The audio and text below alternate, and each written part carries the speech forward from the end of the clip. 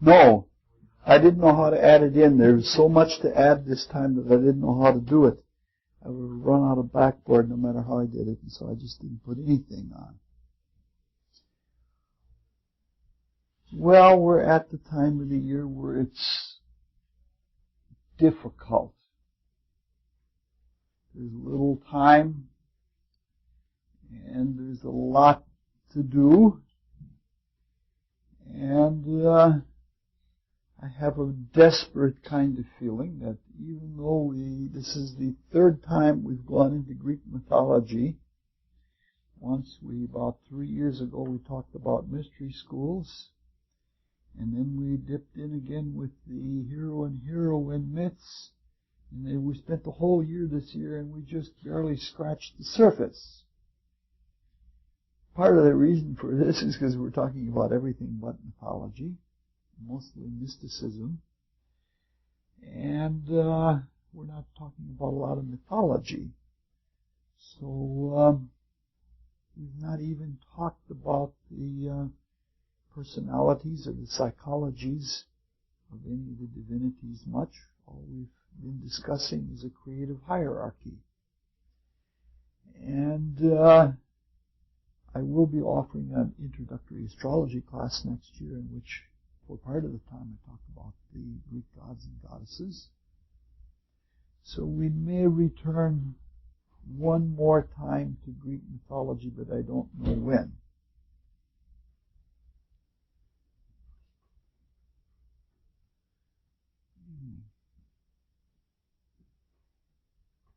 Remind me to give you a letter afterwards. Otherwise I'm likely to forget it. We've been talking about hierarchy through the divine family tree in Olympic cosmogony. And I'm finding out that not only did I have no room to put on everything that we're going to discuss this week, I'm finding out that the more that I research on this and the deeper I get into it, the more I'm finding out that is missing from here. There are all sorts of characters missing in the parts that they play, and that's maybe good. Because otherwise I don't want if you ever remember Demian by Hermann Hesse, it's a story about young people discovering the spiritual path in different ways and becoming all enthused by it.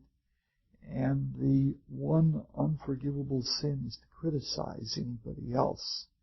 And he does it by telling somebody that he's an antiquary and not living in the spirituality of our times. And maybe it's good that we don't get too much into Greece. This evening we're going to talk, this evening and most of the next time we meet in 2 weeks, we're going to talk about Zeus and his many loves. And then we're going to come back to the Orphic chart and complete that up next time. That's all we're going to do. We won't be able to follow many of the other lineages because there just won't be time for it. So what I'm trying to do is I'm trying to pre-apologize that because we're all stretched out and trying to get a whole bunch done, this talk and perhaps the next one won't be as deep or as heavy or as profound as most of the stuff we've been looking into, nor will we have as much close metaphysical logic. In fact, it's sad that there won't even be a lot of storytelling, because a lot of the material tonight is very sketchy, and next time there's too much. So we'll just begin talking about the lovers of Zeus, which are many. They're not so many as the lovers of Krishna. I have on good authority of my friend Shared, who is quite interested in the topic, that Krishna had 16,108 lovers. And Zeus probably had lovers in the hundreds, or at least written, but they have a different function. The lovers of Zeus are cosmogonical, meaning that they are, or cosmogenical, meaning to say that they are for creating things within the cosmos, because Zeus is the demiurge. In the case of Krishna, all of the loves of Krishna means, all they mean is reaching different states of consciousness. And there are almost infinite states of consciousness that one can reach, many, many moods, many levels of consciousness and ramifications within them, so that one can attain to all kinds of different consciousness. So the lovers of Zeus and the offspring represent a connection of various principles and the establishment of various aspects in the cosmos. Though there are many different kinds of lovers that Zeus has, they fit nicely into two categories. One category we're going to look at this time, and one category next time. The first category are divine lovers, and the second category are human lovers. The divine lovers seem to deal with transcendental connections and the production of laws and forces and principles and divinities that represent them. The latter seem to deal with feedback, or the creation, recreation of the cosmos by each human being, as each human being comes into their own divinity and begins their creative life. So we're going to spend most of our time, almost all of our time this time, with this.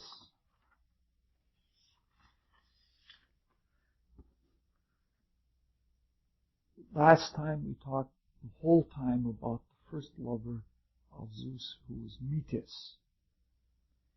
The second love, according to Hesiod and quite a few other people, is Themis, who we see was another of his aunts. And there is no story that is known, on this side of the ethers anyway, about the relation of Zeus and Themis. Themis, as we know her, we see her quite frequently. She's the blindfold lady with the scales of judgment. And this union produced all sorts of things. Basically, two families. One family are called the Horai, Horai, which we recognize right away, going back to the Egyptian mythology that we talked about. This obviously has to do with Horus.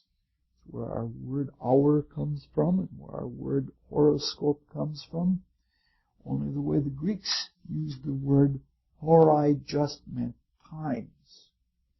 They're very much like what we would call our seasons. The second group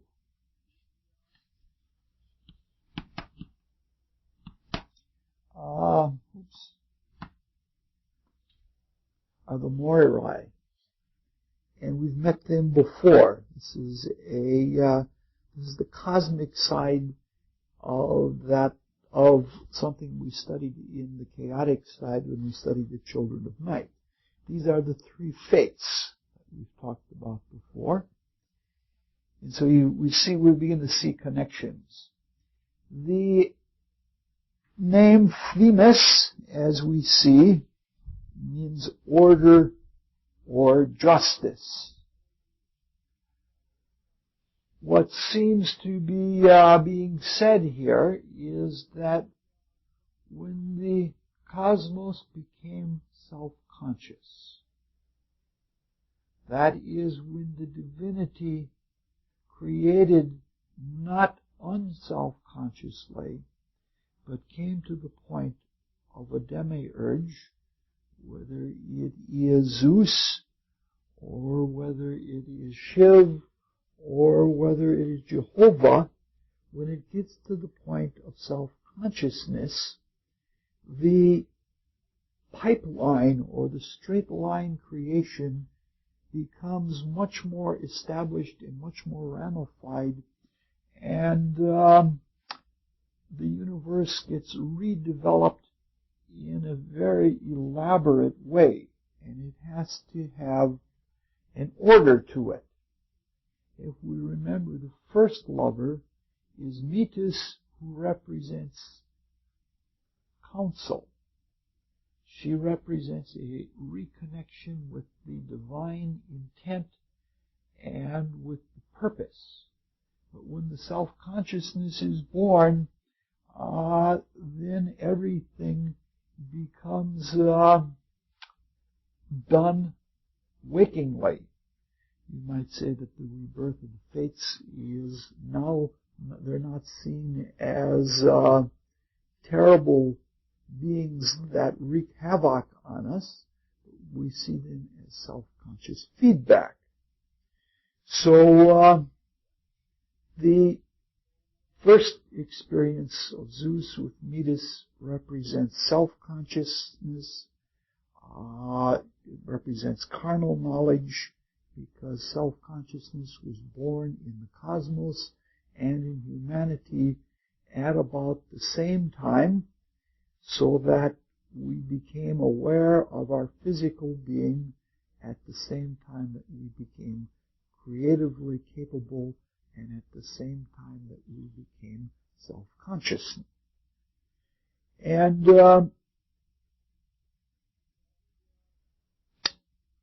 the self-consciousness sets out to order the consciousness. And so that's what this is all about.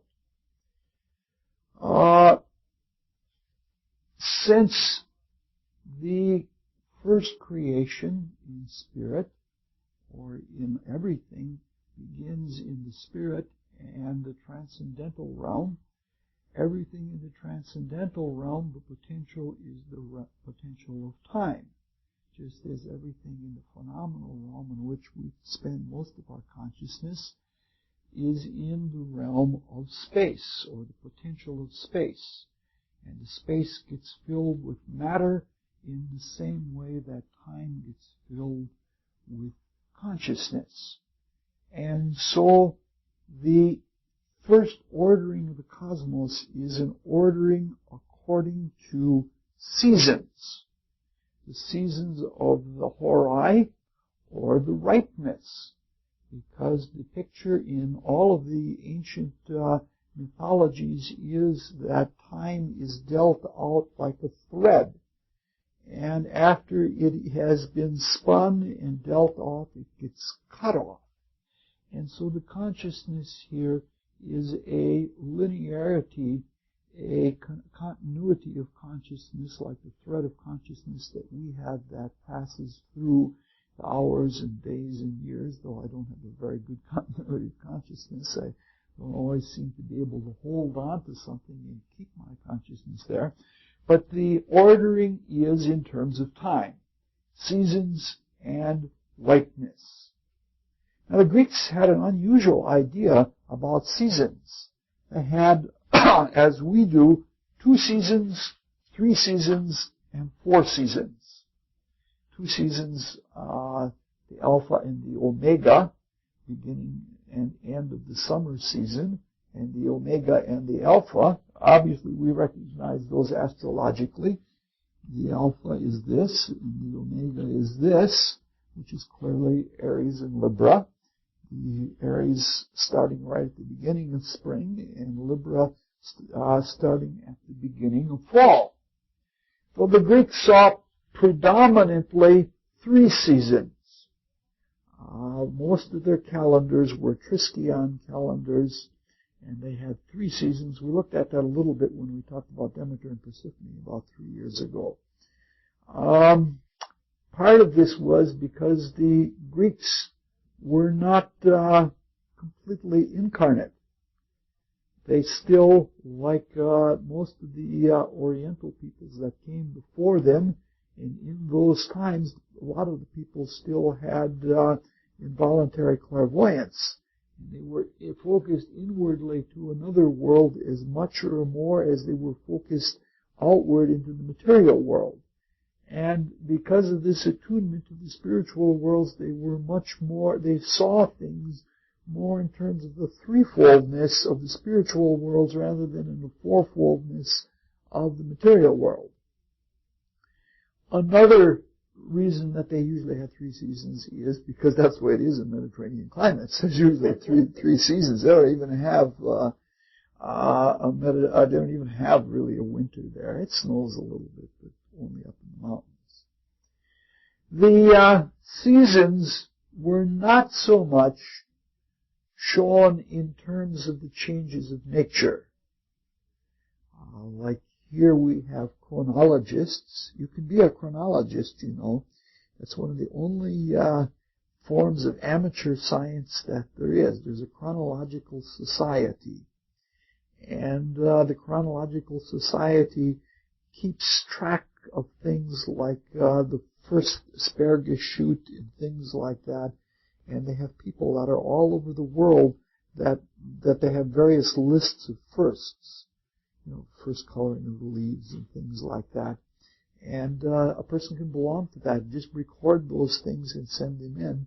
And it produces a different kind of information than weather statistics, for example. But it turns out to be very valuable in terms of finding out cycles.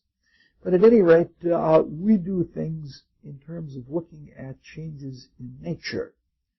The Greeks, again, because they were inward, saw the seasons in terms of moods or attitudes, very much as composers who write music for the 4 seasons try to capture a mood or an attitude rather than trying to capture a nature situation. The Morai, as we said before, bring us back to the whole idea of the children of night. It's just another way of looking at fate or destiny, a very positive way. This would say then that Themis or order corresponds to Nyx, who is the mother of night and the chaos that is in there. But those are all scholarly things. As I said, is going to be a rather lightweight kind of talk tonight.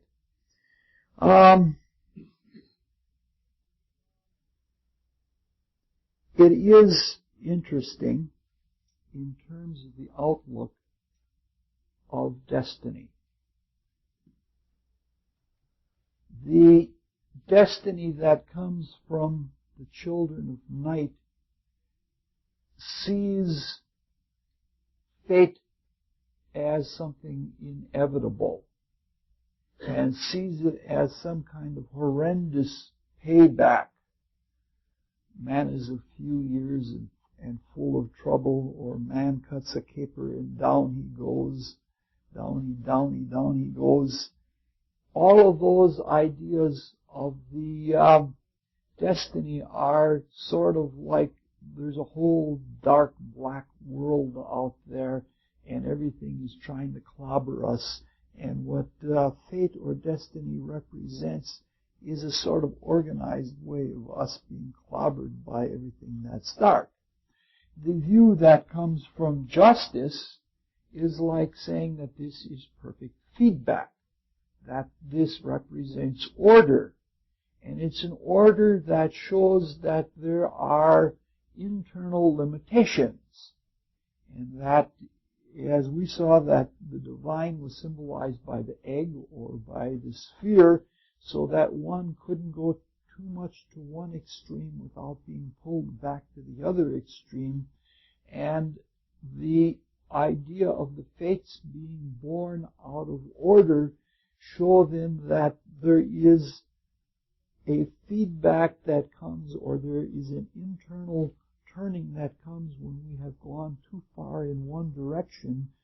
That imbalance causes an internal turning in ourselves that has us come a different way. It's a very positive way to look at it, and the Greeks seem to have that.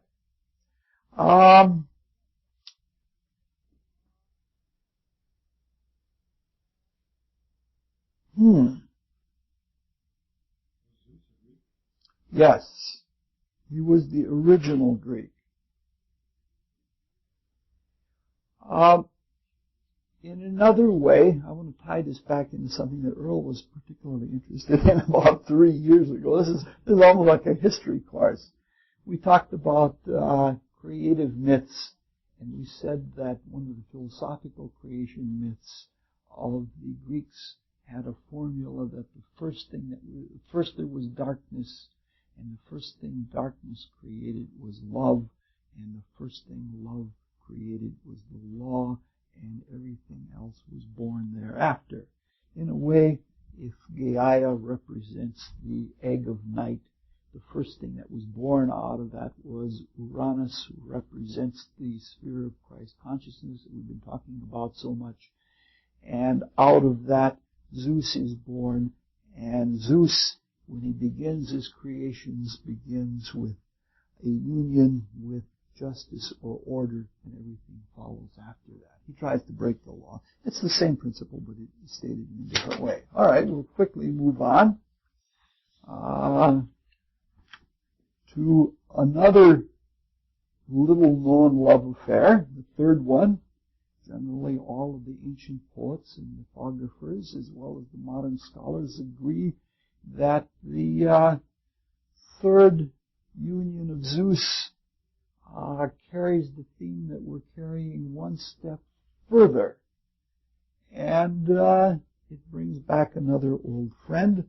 The third union of Zeus is with Eurynome, the cousin of the Oceanid Eurynome. Wide wandering is the third union. And there is no story associated with this, though it's very likely that Zeus did like to transform himself into a serpent, which we're going to talk about next time, is one of the serpent transformations.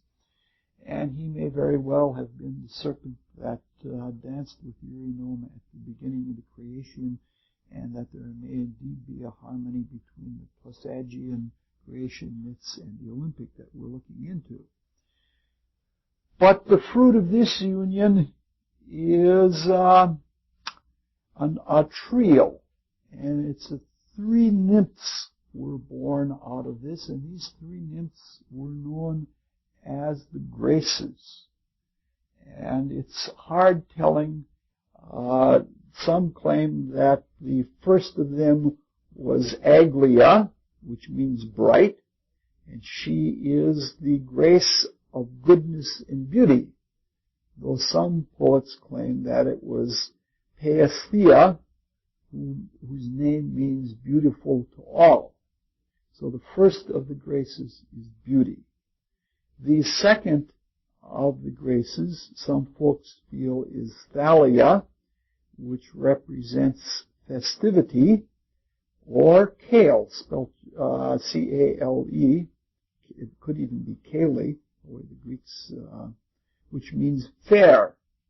And she was the grace of freshness. So things pass from beauty to freshness. She also has another distinction. She was later wed to Apollo, or she had an affair with Apollo, one or the other, and she was the mother of the Corybantes that we spent so much time talking about at the beginning of the year. And the final grace everybody agrees on, and her name is Euphrosyne, E-U-P-H-R-O-S-Y-N-E, and she's the grace of good cheer.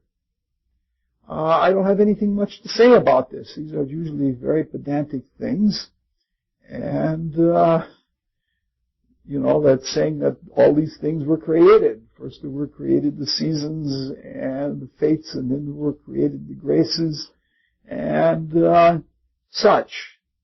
But the only thing that I have to say about it is that, again, the Greeks were extremely positive. They were not a depressive people, and if there was tragedy, it came about because they were too positive and too optimistic. And if one looks at this view of things, the graces and the ideals and the joys that we are to live up to exist well before any of the sins and well before any of the beings that are prone to sin, which is a view that I believe is absolutely correct. There are two views spiritually about the subject of evil.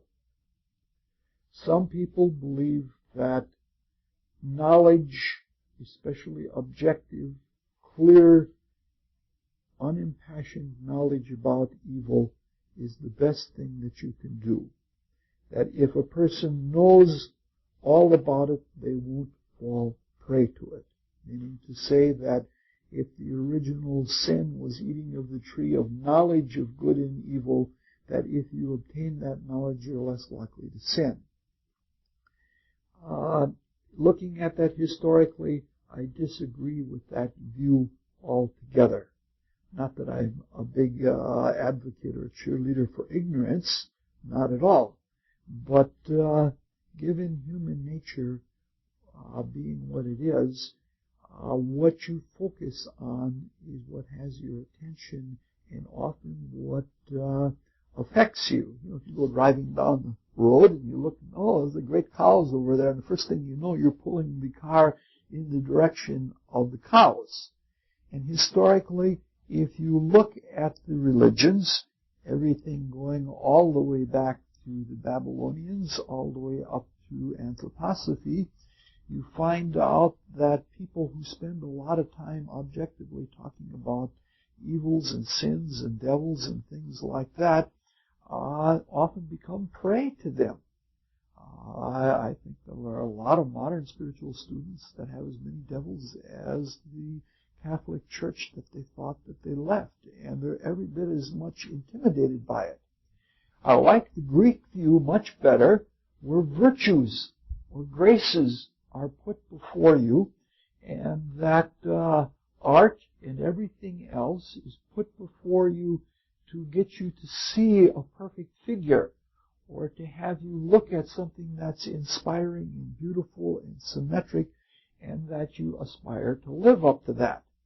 It so turns out that in order to manifest something that perfect, or to have that kind of ideal as a living thing in your life, you have to understand the principle of it. And in the process of trying to be as possibly good as you can, when you once understand the principle, you understand all of the negatives that are possible in it as well also. I think that people who become initiated into the mysteries know all of the evils that there are to know. But they get there by aspiring to the good, and then they see within themselves their own mistakes, and they can see the potential wrongdoings that come out of it. But unless you look at the light, you're not going to go toward the light. And if along the way the light discloses to you places where there are a lot of shadows and ugliness and things like that, that's the best way to attain the objective knowledge. All right, now that I've preached my sermon for tonight, I can get on to other things. That's all I have to say about the graces. The next lover of Zeus, we sort of break the order here because nobody really knows the order, but pretty much this is agreed. This is since we're taking this is from the big poem, the Theogony by Hesiod or Hesiod or Hesiod, different people pronounce it in different ways. The fourth lover of Zeus was the younger sister, another aunt, called Mnemosyne, memory. And This union, we know, lasted 9 nights. And the children of this union are called the Pierides, Pierides, because in the human variant of it, these daughters were the children of Pyrrhos. And they were born in Paisa, whether they were born of Zeus and Mnemosyne or whether they were born of King Pyrrhos. At one time there were 3 daughters from this union, but just very much like the Telkines that we talked about before. The Telkines are sort of like in the Bible there is the order of Melchizedek that never really knew death, and it had the perpetual knowledge of light, that there are some beings that never fell, and not only did they never fall, but they were also very far advanced and worked very hard in their knowledge so that they were initiates ab initio, right from the very beginning of human times, and they represent the original adepti and initiates that were taught so supposedly by Mercury or some mercurial type of force, but there were originally 3 of them, and then they got expanded to 9, and we talked a little bit about that before. In fact, we talked about enigmatic consciousness when we talked about the Orphic and Neoplatonistic creations about the sacredness of 9s, of 3 threes and such like that. And so the daughters of Zeus and Mnemosyne also were eventually 9 in number, and we know them as the Muses. The first 3 were probably associated with religion, art, and science. And religion for them consisted of prophecy and storytelling. Art consisted of music and poetry, and much later on painting and sculpture. And science consisted of astronomy and metaphysics, because everything came out of the stars. Calliope is the first of them. Her name means fair face. She is the muse of epic poetry. That may be a loaded game, because all of the myths that talk about the muses are written by epic poets, so they have their muse as the number 1 muse. You have to really be careful about all these things, because people load the deck in favor of them. Cleio was the second, Cleio. Her name means proclaimer. And she was the muse of history. And she also taught lyre as well. Euterpe is the third, means rejoicing well, and she is the muse of tragedy and of flute. Things get a little bit shady here, or a little bit hard to tell. Melpomene, which I don't know the translation of, is the muse, again, of lyre or tragedy. So you have to separate these all out to get something special or something exclusive. The fifth was Terpsichore, which means rejoicing in dance, and she was obviously the muse of dance. Erato, which means passionate, was the muse of either hymns or of lyre. Now, Polyhymnia, you would think would also be a muse of hymns, but turns out that she is another muse of dance. I don't understand it. And then there is Urania, the eighth muse, who is the muse of astronomy.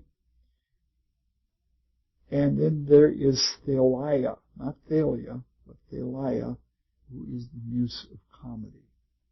It's a very big subject.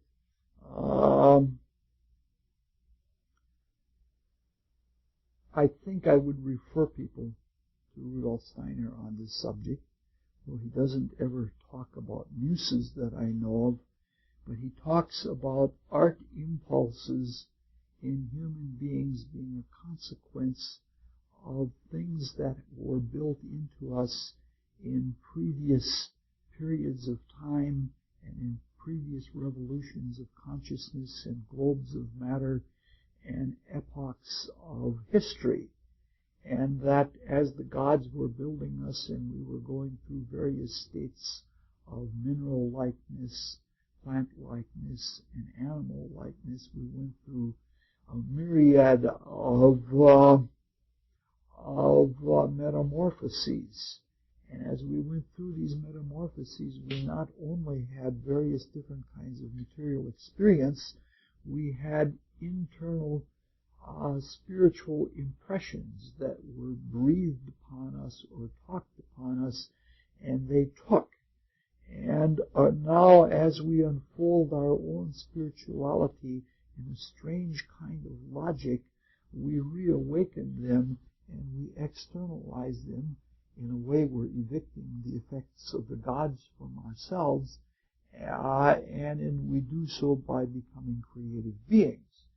And the order of doing this has to do with how responsive we were to the way things were impressed on us in our past evolution.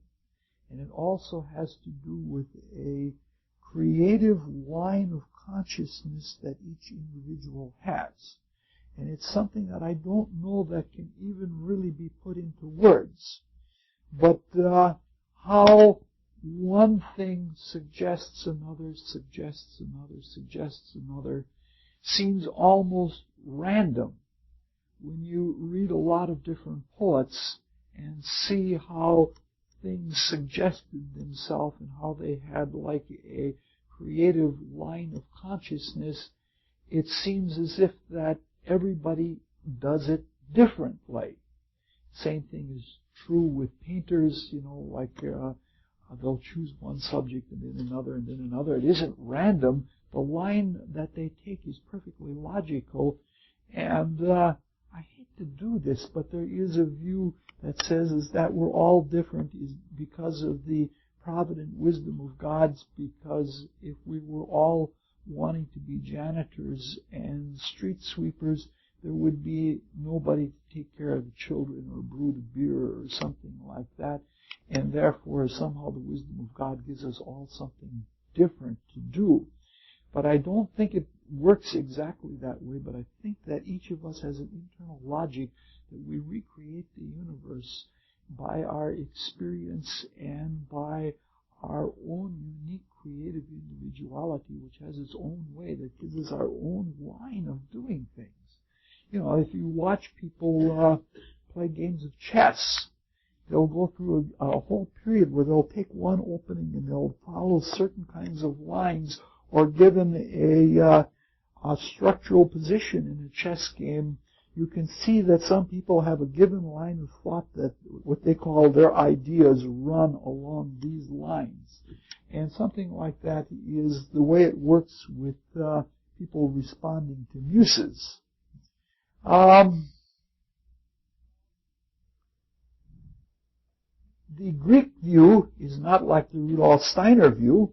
The Greek view with the concept of muses looks at, it says that the muses represent internal states or internal realms and internal principles inside of ourselves, and that as we approach them from different slants, it's sort of like when you look at, sort of like, I don't know, boy, this is an interesting night, the kind of pictures that are coming to my mind. Sort of like looking at a pool table. That if there's a layout on a pool table, if you look at it from different directions, you see different combinations of things. And when you get yourself, the Greek view is not dependent so much on past experiences, but the line that you choose to take in looking at the spiritual realms from a given angle, and that gives you a different outlook, and from there the creativity comes out. It's a very large concept, and I just wanted to touch on it because we really don't have time to deal with it. But we do want to deal with one thing that is in it, and that is the relationship. If all of the muses and all of the creative arts are a consequence of the demiurge Zeus, which means all bright or all bright sky or light, that is the light of self-consciousness, and memory, we have to look a little bit at the relationship of memory. And what you mean by memory is really important as to what you come out with the interpretation of this myth, or how you're going to live it in your life, or what principle you have. In our times, memory means a recall of a previous experience, or sometimes it is a recall of an impression of a previous experience. In this sense, memory is tied up with sensory experience. And in this sense, that memory would be absolutely necessary to art. This is a very controversial psychological matter. Not so much nowadays, because most psychology nowadays is physiology. It doesn't have anything to do with psychology at all. They measure neurons and things like that. And the whole idea is, can you imagine something you have never seen before? And there is one school of thought that says, no, you cannot imagine something you have never seen before. And as a consequence, before you can be an artist or a musician, you have to have the sensory experience of sight and sound, and you have to remember sights and sounds, and then be able to put together those sights or sounds in a way that condenses and connects the meaning that is behind them, and that this is what art is. Art, then, is a very condensed statement of experience rehashed and understood, that is all derived from senses, and that unless you heard a reed in the wind, you would never have the kind of consciousness so that you could produce a reed-like music. I believe this view is true, but I believe the other view is also true. The Greeks had a different conception of memory altogether. In fact, the Greeks were living in a time when they remembered a previous golden age. This comes up with the subject, when is the golden age? Some people who are pessimists and cosmic escapists as a consequence believe that the golden age was in the past. These are the types of people that believe in original sin and believe that humans are damned, and that it's only by some luck of grace that we are saved at all, and it becomes a rather negative outlook. And for such people, religion becomes a matter of blind faith, and it means a escape from the world by clinging to God out of fear, for there's no other way to do it. Now, there's a lot to be said for this. As much as I'm giving it a front-loaded negativity, there's a lot to be said for it. For the Greeks, and especially people that came before them, like the Hindus, this was still in their experience. There were still people who remembered a golden age when they had an Edenic type of consciousness, where people still could see into the spiritual worlds and knew there was something great and glamorous and glorious. And so as a consequence for them, beauty was a remembrance of a previous golden age.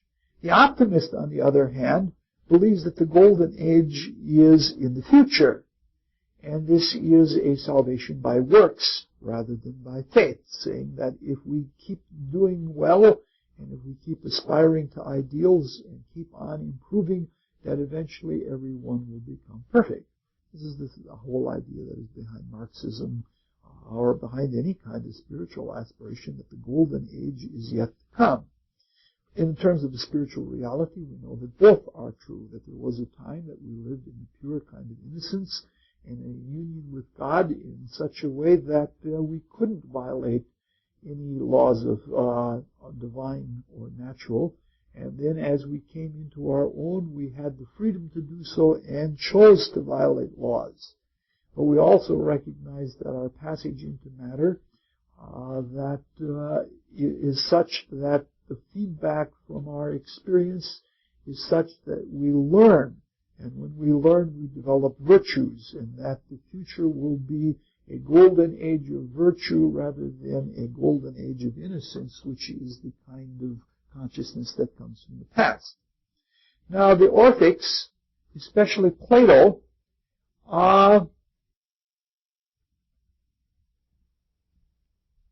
we're going fine. The Orphic initiates had a different conception of memory.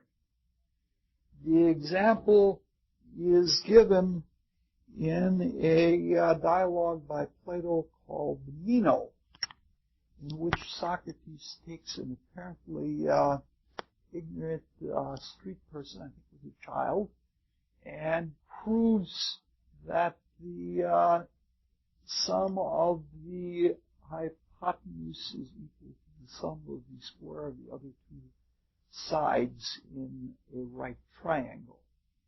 And in the case they used, it was an isosceles right triangle. And Socrates does this by asking him whether every step along the way, is this true or is this not true? And I believe it's a young boy, answers yes, yes, yes, as he sees the truth in each statement is given to him. And then Socrates says, see,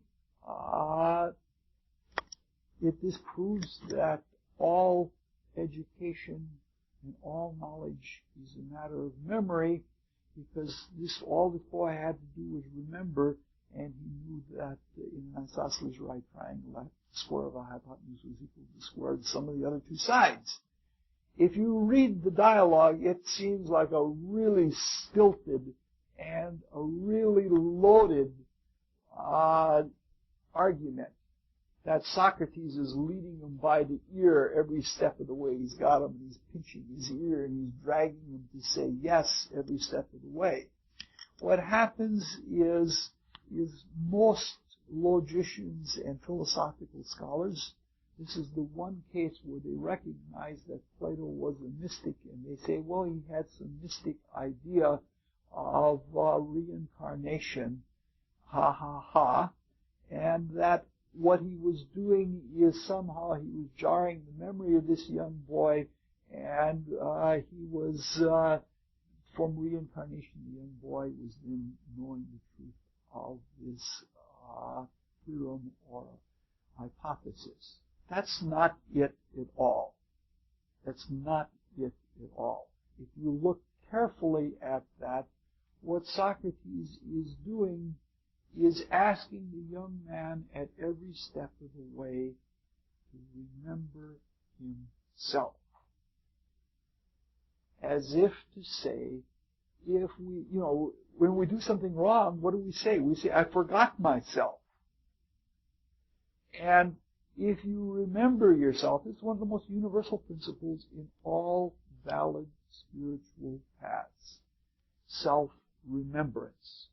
That as long as you keep a continuity of consciousness and remember yourself, you are in touch with the source of divine truth knowing, and you're less likely to err.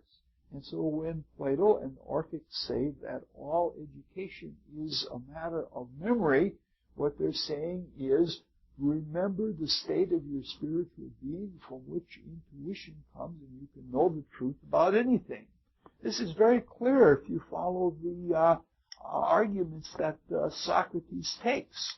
Another thing about modern people, especially modern logical scholars, they think all thinking is cut and dried. That it's always going to follow this line and go from this place to this place. But it's exciting to listen to Socrates. It's more exciting than playing Dungeons and Dragons, because he says, let's follow an argument and see where it goes. Because thinking is a tremendously spontaneous and a tremendously creative process. And if you're self-consciously asking yourself or remembering yourself every step along the way to know where things are, this is the kind of memory that's involved. So this is what is involved in the memory. Zeus marries memory, meaning to say he remembers himself. Probably also, since Zeus sits in the throne of the cosmos, which is right in the center of the connection between the transcendental and phenomenal realms, and that the seat of Zeus also is the primordial atom, or the archetype for the whole cosmos that was dreamed from the very beginning unconsciously before the whole creative process began, the whole creation began. Any type of self-remembering will also be in touch with the whole idea of the creation in the first place, and will be in harmony with the whole process. All right, this is the first stage of divine creative lovers of Zeus. They are all cousins or aunts, and what is done here is a sequence is produced.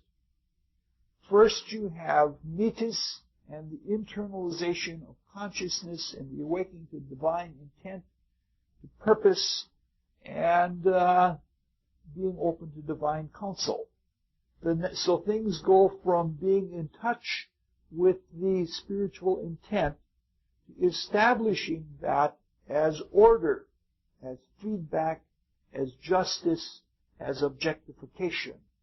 And then the third things have proceeded to the establishment of high ideals and principles and attitudes and graces, and finally with Mnemosyne and the birth of the muses, all of the tools that are necessary for a concrete creation are developed. So what we're saying is things go from intent to ability. And that represents all of the relationships that Zeus had with superordinates or titans.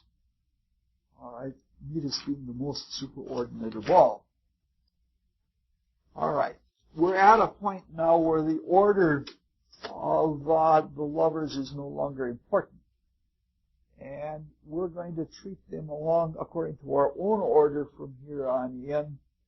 And we're going to treat them in a quasi-Orphic way, meaning that I'm doing my own Orphic thinking again. According to this order, the next lover is the Oceanid, or the son of Oceanus or Oceanus, Dione. All right, where is she here? There she is, the youngest. She's the divine queen, and she's the youngest of the Oceanids. This is one of those alternative creations again. The union of Zeus with Dione is the ultimate source of the creation of Aphrodite. Meaning again to say the first thing as a being that is created, or a younger god, is Aphrodite. All of the unions from here on in result in gods or goddesses. What? All right.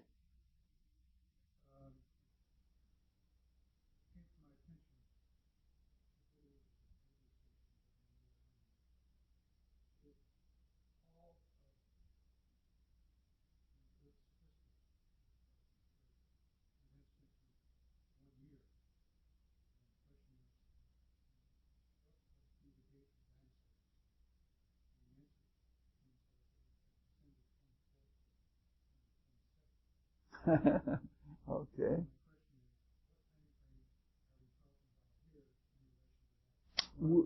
We're talking about something that is previous to the beginning of that year that science considers.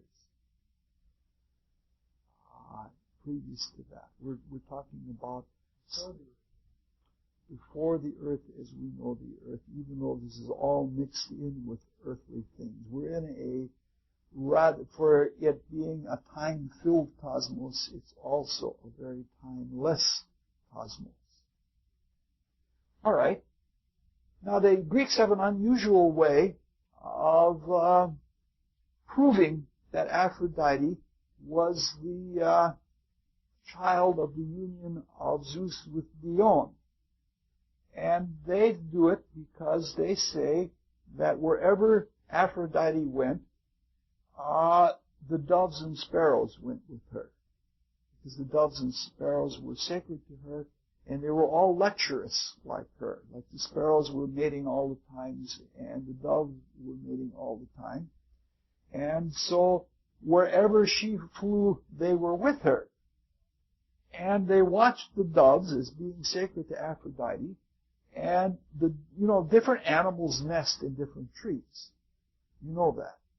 You'll never see a squirrel nesting in a certain species of a tree because it just does not have a harmony. It might crawl in that tree, but it won't nest there. There are harmonies between different animals, and there is a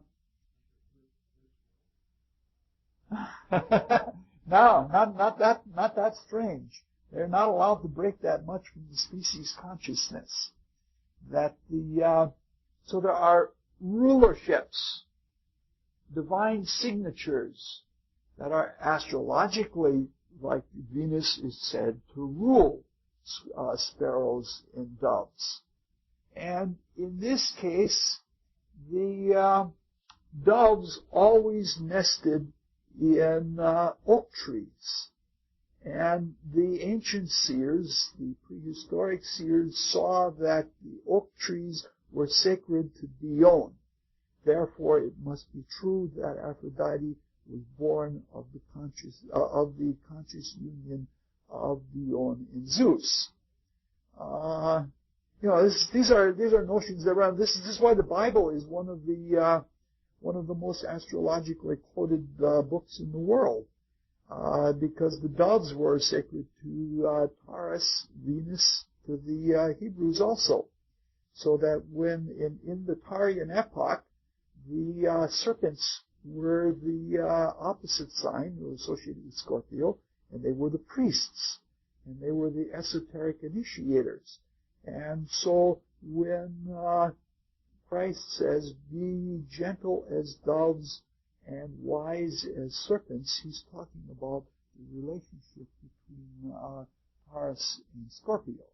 But at any rate, so love is probably, in this view, the first goddess born. The next love of Zeus is Leto, Leto. And she is the daughter of the, where is he? Koepsel, And the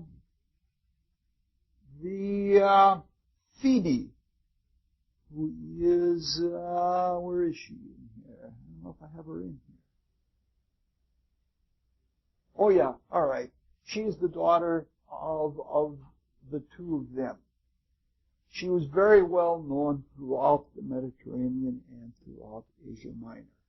She was the goddess Lat in Egypt and Palestine, and later Latona to the Romans. We'll discuss a variant of her next time. But this union was unusual. This gets to be very unusual. This has a little storytelling, finally.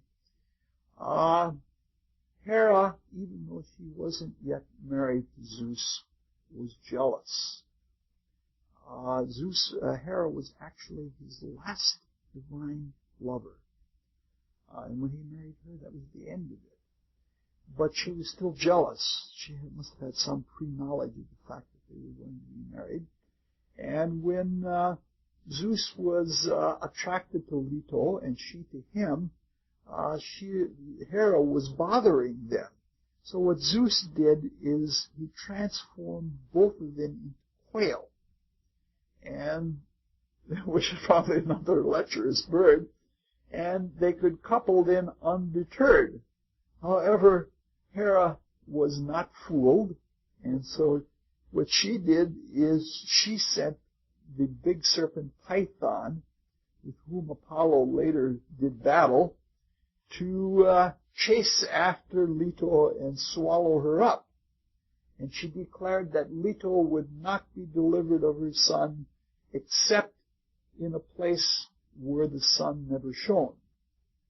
And so they flew off as quail, and the south wind carried her to a little island in the Mediterranean called Ortygia, Ortygia. And there she gave birth to her daughter Artemis, the first of the twins, who was the moon. No sooner was Artemis born, and gods are very prodigious in their birth. They come into powers right away. Then she helped her mother across the narrow straits to a floating island called Delos. And then she helped her up to the north side of the mountain, where the sun never shines. And then between a date tree and an olive tree, her mother labored for 9 days. Apollo and Artemis were both 7-month children. And it was a 9-day labor, and then in the dead of the night, Apollo was born.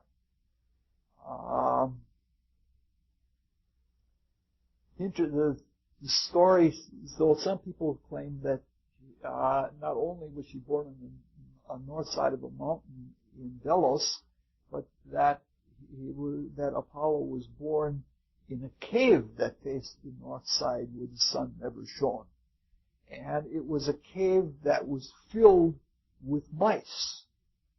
And the Greeks believed that mice were both the source of disease and the cure of disease. And they were sacred. From Apollo sprang up the cult, the mouse cult, of Apollo Smintheus, or Apollo Smithius. And they were also a blacksmith cult. As I don't know if did we talk about the blacksmith incarnation of Horus? I guess we did in Egyptian mythology. But the sun gods were also often blacksmith gods, common idea. And so Apollo was seen as the mouse king. And from Apollo Smintheus, or Apollo Smithius, and later migrations is actually where the British name Smith comes from. From the blacksmiths and from their smithing, the etymologists have traced this all the way back to Apollo Smithius.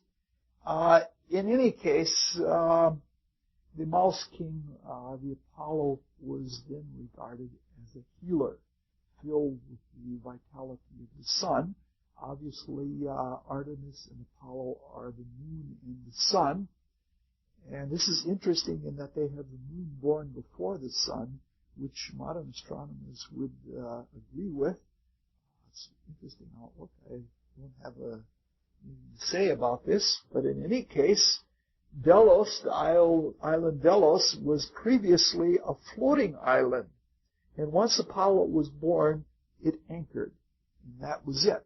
This is quite interesting because at the time that the moon and the sun were born, meaning to say that the Earth separated out within the solar nebula and the moon separated from the Earth, is when the Earth was still melting and all of the continents were melting and refreezing, and they were like floating islands. This was Lemuria. And it's quite interesting how the cosmological tale as told by seers agrees with the mythological story of the birth of the sun and the moon. But in either case, the island becomes sacred to Apollo, and nobody else is allowed to be born or to die on Delos. I don't know if it still is true in modern times, but until the turn of the century, it was such that if anybody was going to die or if anybody was going to be born, they ferried them across to Ortygia, I don't know how to pronounce it, and they were born there. I don't have anything more to say about that because if we start getting into Apollo and Artemis, we'll have much, we could take years just on the two of them alone because there are all sorts of lovely spiritual principles to them. So we'll go on to another story, and that has to do with the Titan Atlas that we talked about. He was the only one that was really allowed to not be thrown into Tartarus. At one time, he united with the Titaness or nymph called Cleone. And I don't know where she comes from or where she fits on the tree. I have not been able to trace that back in research yet. And she gave birth to 7 daughters. Well, in some versions, there are 9 daughters. That 9 keeps coming up again. And these 7 or 9 daughters are called the Pleiades, the stars that we know as the 7 Brown sisters. The 7 are Electra, Alcyone, Celeus, Maia, Steropo, Taygeta, and Miro. For some reason, they were immortalized in heaven as the constellation of the same name. The Pleiades are, among all peoples of all time in history, the most commonly known constellation. It was universally known, and all societies have it as of the deepest esoteric significance. Astrologers also carry the deepest of significance because there is a spot in the area of the Pleiades that produces genius and or blindness. That some of the greatest seers and geniuses of all time have had significant planets in that area of the heavens. The esoteric notion to quite a few mystery schools is that the direction of the center of the whole business, not the center of the Milky Way galaxy. That's more in the night sky right now. That's measurable very clearly which direction the solar system is going in the Milky Way galaxy. That's sort of in the direction of Scorpio, to the north, constellation Scorpio. But the center of the entire creation is in the direction of the Pleiades. This is all storytelling now for a while. This is all the myth of Atlas and what? They're all Greek stories, but they were no. There are stories that they got a hold of bad hunting now and then. Xenophon in the March Up Country talks about getting a hold of bad honey, and they ate the honey and everybody got knocked out. They couldn't stand, and they slept for something like 3 days. I'm not sure whether they lost memory or not from it, but it was a really tough situation. But the myth of Atlas and the Pleiades is part of a astro-geographical myth. It has to do with the principle of correspondences or the principle of analogy. I'll just mention it very briefly because we're going to tear right by it and go on to other things. If you take the Pleiades and stop the Earth in the precessional cycle where the Pleiades fall right over the Great Pyramid, then Orion falls over Iran, and Taurus falls over the Tarsus Mountains, and the Great Bear falls over Russia, and the head of the dragon falls over China, and the great serpent Can in Ophiuchus Vel Serpens falls right over Canada, and the eagle with the serpent in its mouth comes right over Mexico. And so everything in the earth is shadowed in the heavens. And it's a astronomical, geographical myth, and it's very profound. It has a lot to do with the Great Pyramid and cycles of creativity and things like that, and the Great Pyramid being used as a mystery temple and all of that. But we're just going to pass by it. We don't have time for it. It's another one of those juicy topics that you can pick up on and go into when you like. But at any rate, one of the Pleiades, Maia, becomes the lover of Zeus. Maia is, whose name means grandmother, is a goddess of growth. She's associated with the month that we are now in, May. May comes from Maia, which is the season when the precession of the equinox is most normalized, that the sun is together with the Pleiades, and such like that. The result of this union of Zeus and Maia was Hermes, who was later called by the Romans the god Mercury. He was born in a cave on Mount Selene in Arcadia. And he was wrapped with swaddling bands, as all initiates were wrapped in swaddling bands, which is another subject we'd like to go into, but can't. It has to do with the way muscles and things and organs in the body form out of flows of energy in the etheric body, which are symbolized by swaddling clothes. We'll just give a lot of hints tonight and not talk about much of anything. But she laid him on a big winnowing fan. But he grew with such astonishing rapidity that the first time she turned her back on him, he was off and away looking for adventure and all kinds of mischief.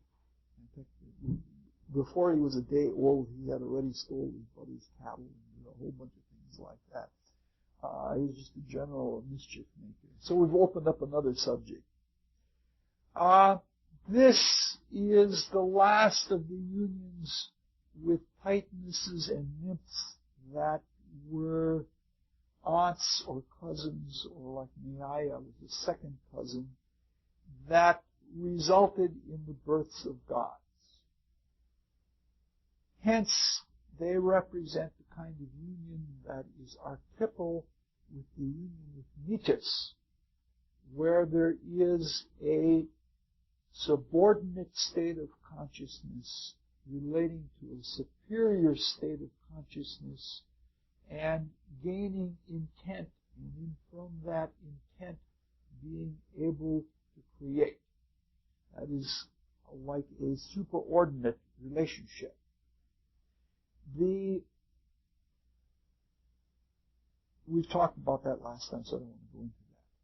So we now have nothing left but coordinate relationships and subordinate relationships with inferiors or generations below himself.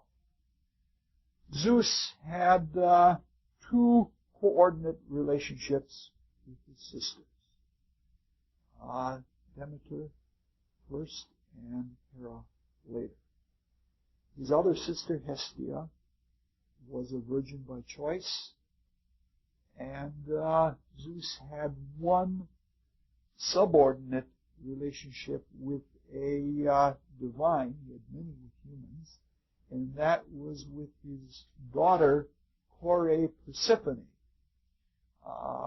which we're going to talk about next time. We're going to put her in with the humans, and we're going to talk about all the subordinate relationships together because they're a very important topic. We already discussed Demeter very heavily 3 years ago when we discussed her grief-filled relationship to her daughter Persephone as the basis for the Eleusinian mysteries. We discussed that, I think, 3 or 4 talks. It was a long lot of time. But let's look at her in a different light. Demeter had numerous fruitful unions. She had unions with both her brothers Zeus and Poseidon. Only Poseidon was a horse because she camouflaged herself as a horse to get away from him. And she had a union with Iasus, a Titan who's not in our chart. I don't know how to locate him in our chart. There was a wedding going on, and they got attracted to each other, and they said, let's step out back. And they went out into a muddy cornfield and copulated and made love, and they just came back all looking all muddy and everything else. Zeus became very jealous. The union of the cornfield union produced Plutus, from our word plutocratic. He was the god of wealth. Not Pluto, but Plutus. She had an earlier union with Zeus in which she bore a son called Aeacus, who was a boisterous shout. He was a very lusty lad.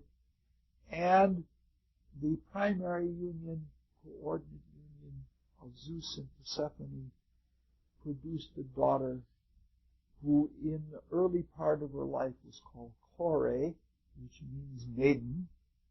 And in the latter part of her life she was called Persephone, which means bringer of destruction. If you will remember, she was abducted by Hades and raped and taken into the underworld where she became queen of the underworld. Though Demeter had all of these unions with gods and titans, in all she never had a husband. For this reason, she was considered something like a virgin, a quasi-virgin, and she was a quasi-virgin corn goddess, not an earth goddess, but a corn goddess, and she was the goddess that because of her experience and yet unmarried state, she was the goddess that taught people all of the secrets of the wedding bed, which is a curious manner of thinking, which we'll come back to in just a little bit.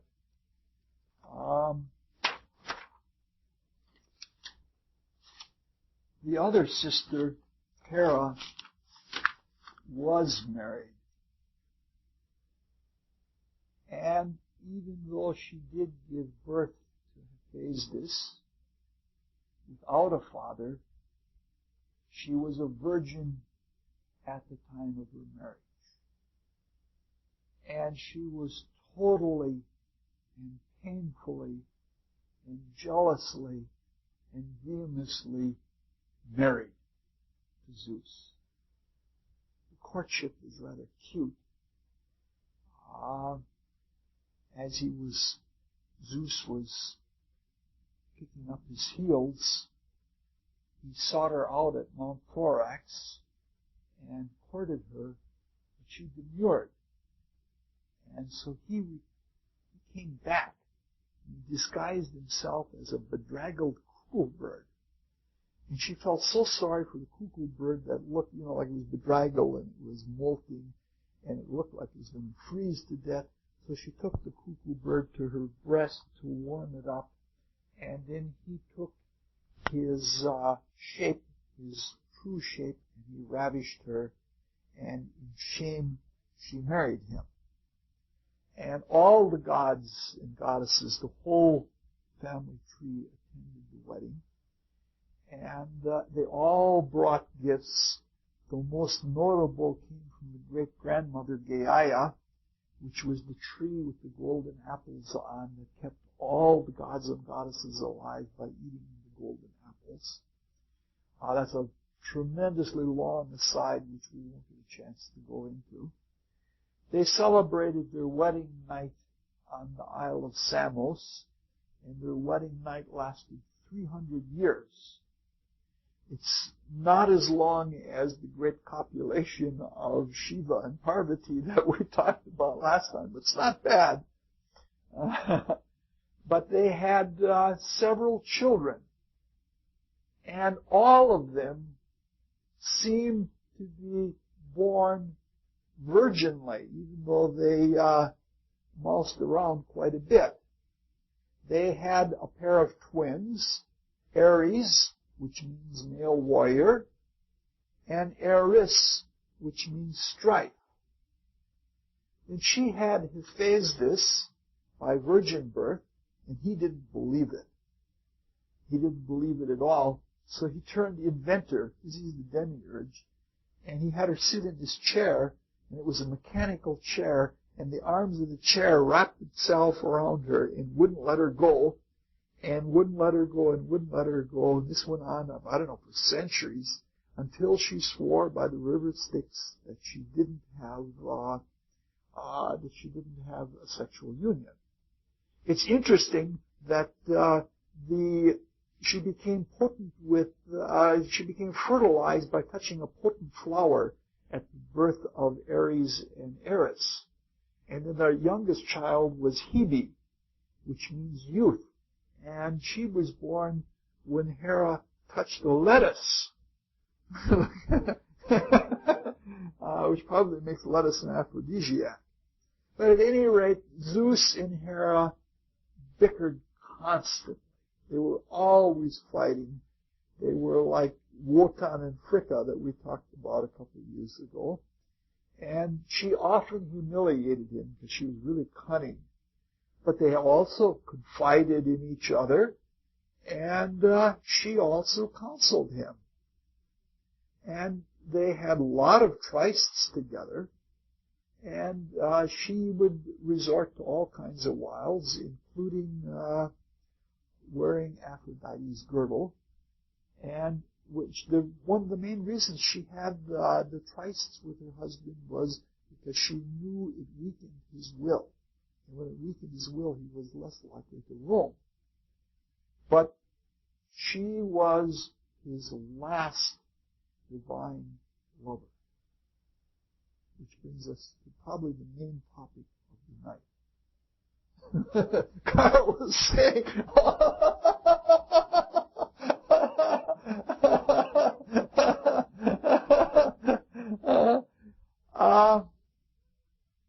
in folklore, there's a lot of wisdom. They often say, when a man marries, he settles down. And he doesn't sow his wild oats anymore. He doesn't cavort all over the place. As if to say that there is something magical in marriage. It seems like simplistic folk wisdom, but it isn't. There is indeed something different about a marriage from an affair. And from a spiritual point of view, the things that are different are total commitment and complementation. It's a good marriage. Total commitment means that you'll even go with your wife to listen to a boring lecture.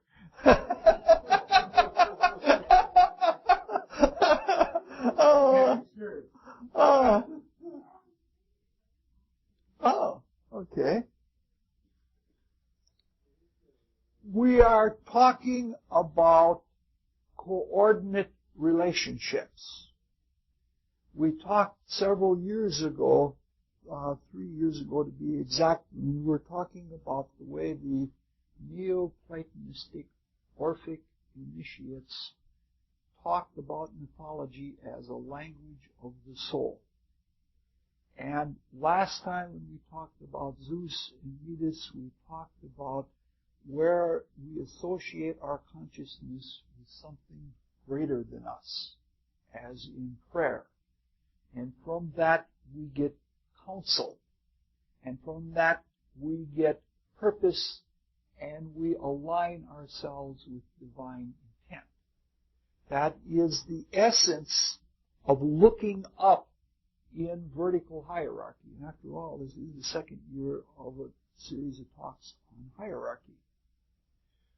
The relationship of coordinates, where you relate to people that are collateral with you, that is on your plane of consciousness. That in Greek mythology is brothers and sisters. So we're talking about coordinate relationships, which means we're talking about horizontal hierarchy. The sisters of Zeus and Zeus's relationship to them represent the kinds of consciousness we can hold and get out of a horizontal plane of consciousness. Oh, we're in the last page. Only 2 hours left.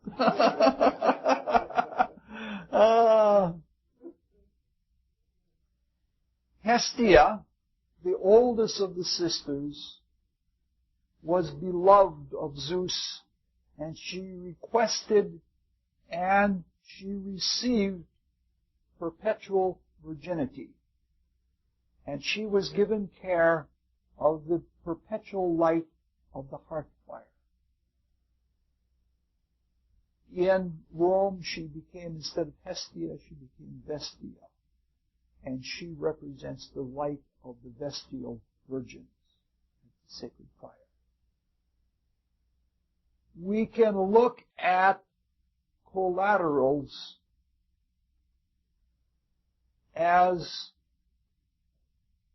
inspirational enhancements. And we can stay within ourselves. If we take like the color wheel, take a horizontal color wheel, where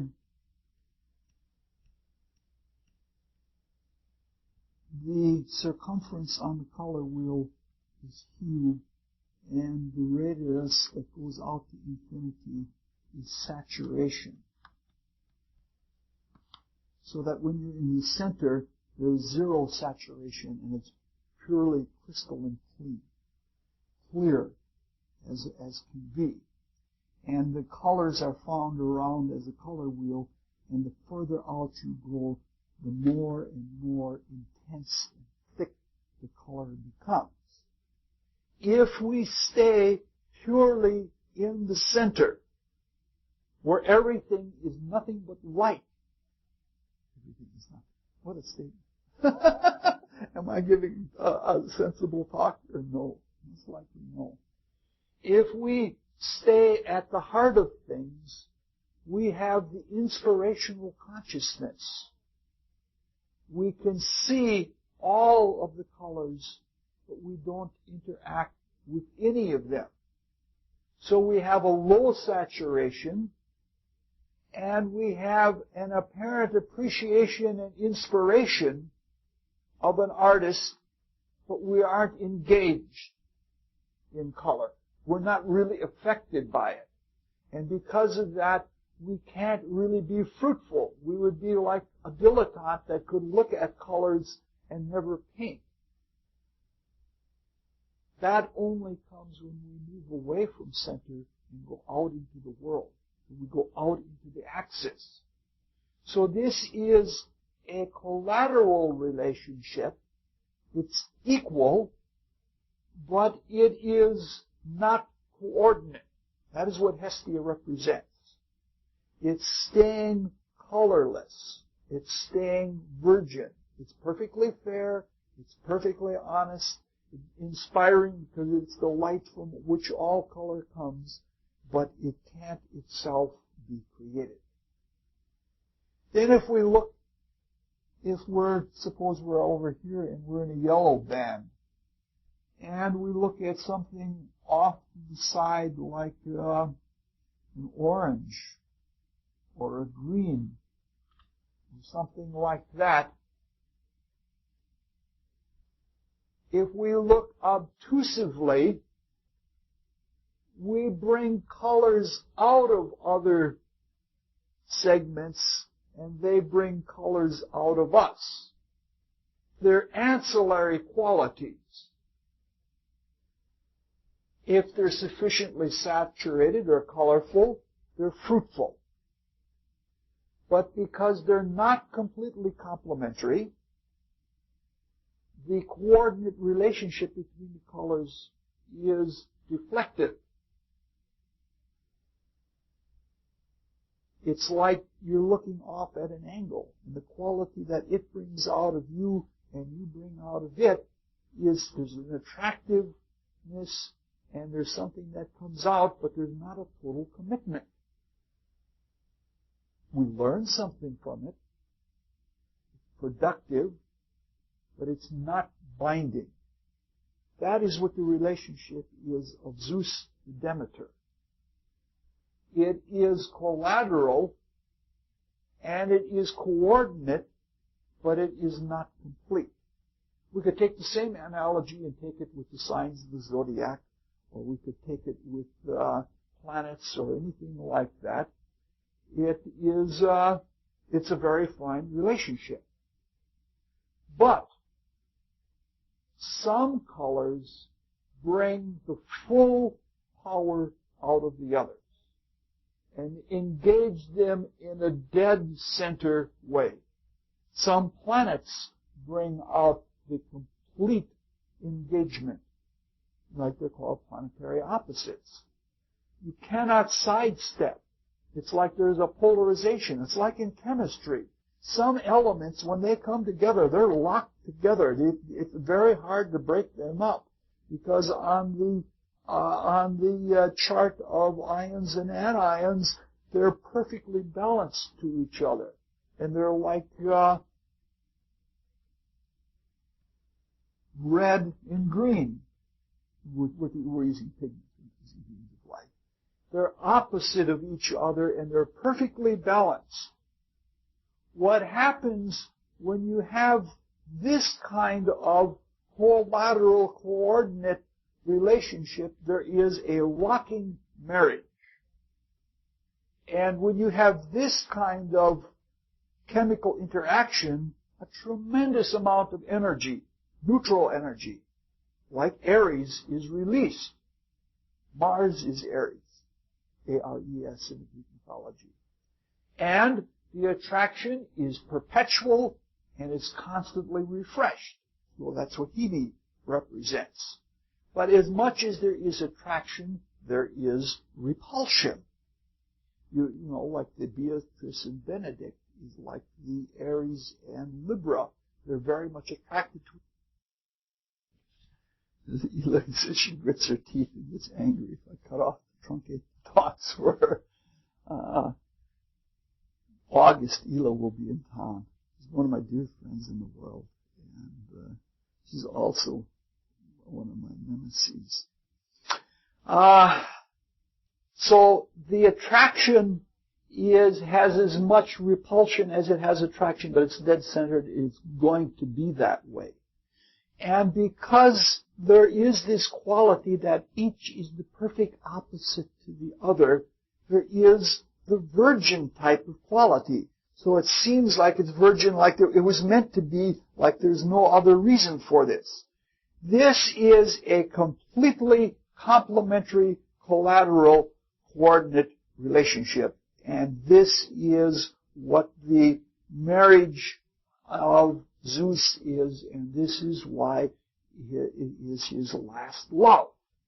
because he's locked into this now, and he is completely complemented and in his creativity, and there's no need to seek anything more outside of himself. By this, I don't think, because human beings have a lot of vertical in them, I don't think that it is ever possible for there to be soulmates, to have our other half running around. I don't believe that. I don't, human marriages don't seem to work that way. All right.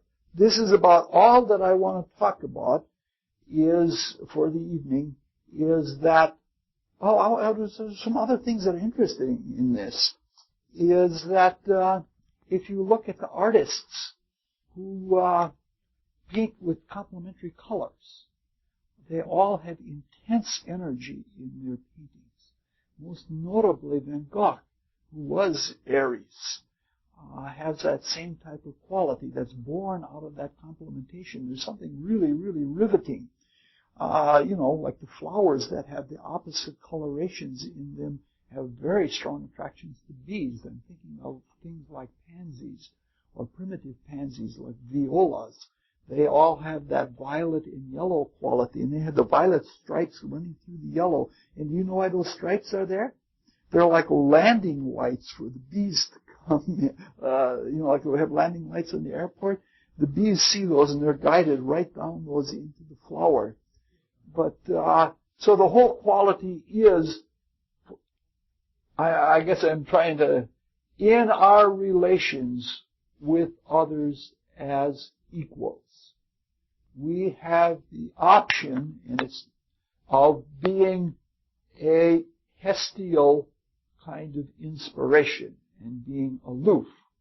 We can be inspiring to them, but we pay the price of being an isolated commentator because we aren't in the game. Or we can have relationships like friendships, where different friends bring out different sides of our being, and we intentionally choose friends to have a wide spectrum of activity and to have a full consciousness, and we do different creative things with different people.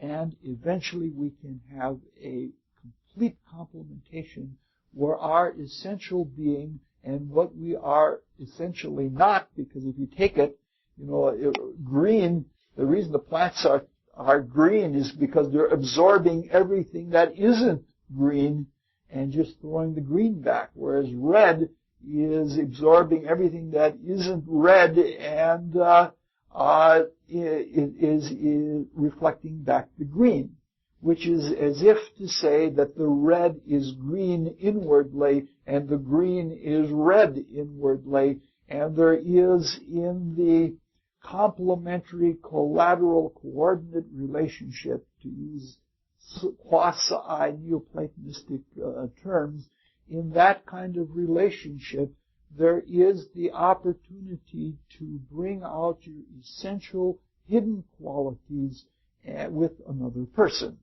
But because there is insecurity about what you are not and what is not manifest in you, you have all the qualities of jealousy and insecurity, and why do you spend all of your time out with your friends and things like that, rather than spending it with me because we were meant to be together, and all of that kind of stuff that comes out in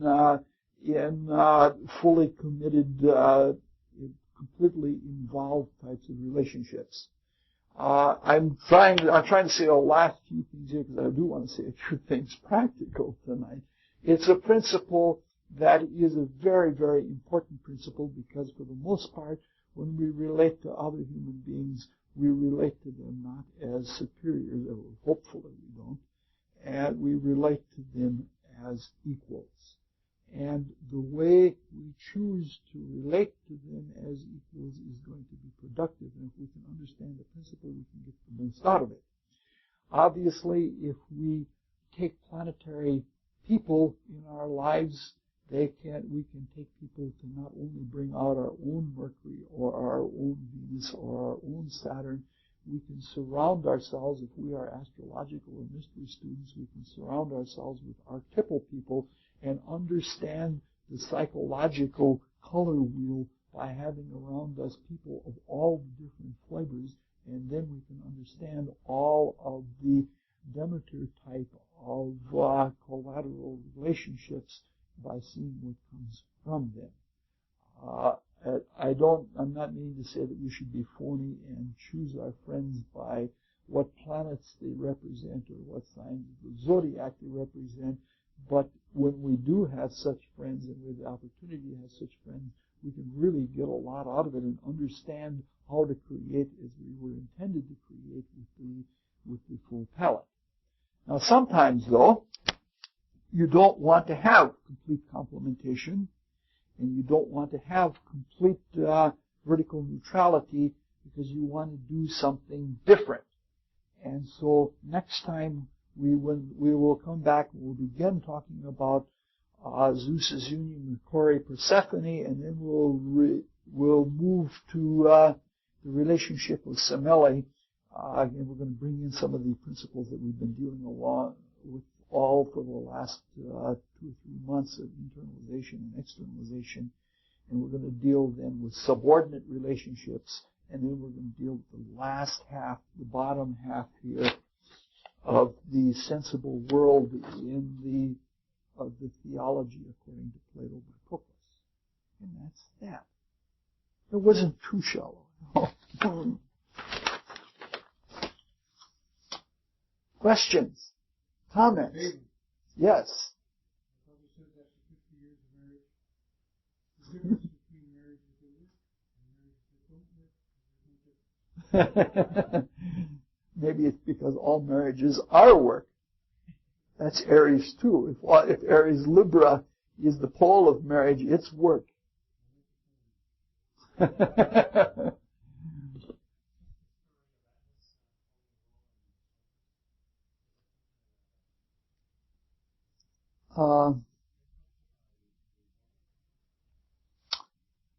I think it has something to do with the birth of Zeus and the projection from the transcendental consciousness into the phenomenal consciousness.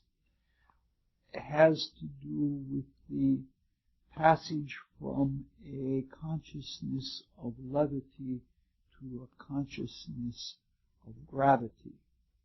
And then all of the principles that were previously seen as dynamic principles or creative principles, the titanic creative qualities, then are seen as neutral holding laws of nature, that they're just there. Rather than being fully alive, which is their true nature, they are seen as just standing there holding things in place.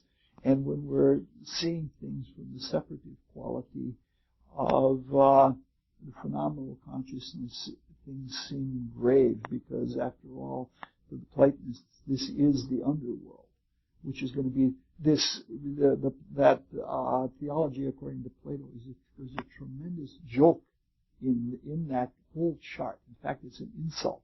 And we're going to talk about that a lot the next time.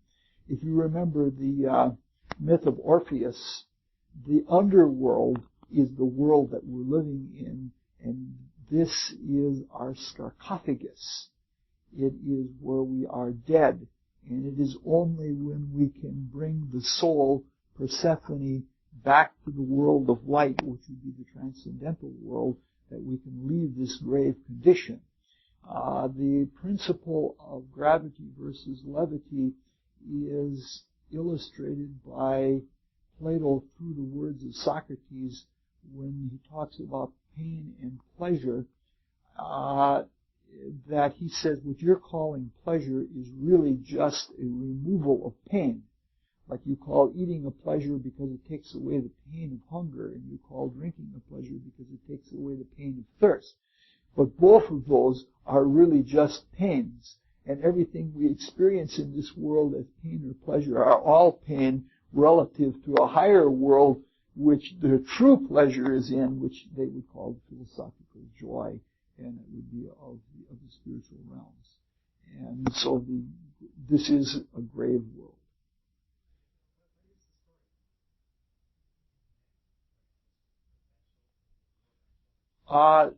That because all of the, if you remember, we talked about it just briefly in the dethronement of Kronos. All of the Titans were herded down into Tartarus, which is the underworld, meaning to say that they are now behind. But the leader of the Titans in the war against the gods was Atlas. And he then had a special punishment in that he had the leading connection between them in having to hold up the heavens from the earth, which is an obtuse way of saying the opposite of gravity. They saw gravity, they defined it relative to levity. And that was his activity, and gravity sort of is the leader of the grave underworld. That's not a very clear statement. It wasn't, I didn't get a chance to think it all out in terms of words. Well, thank you very much.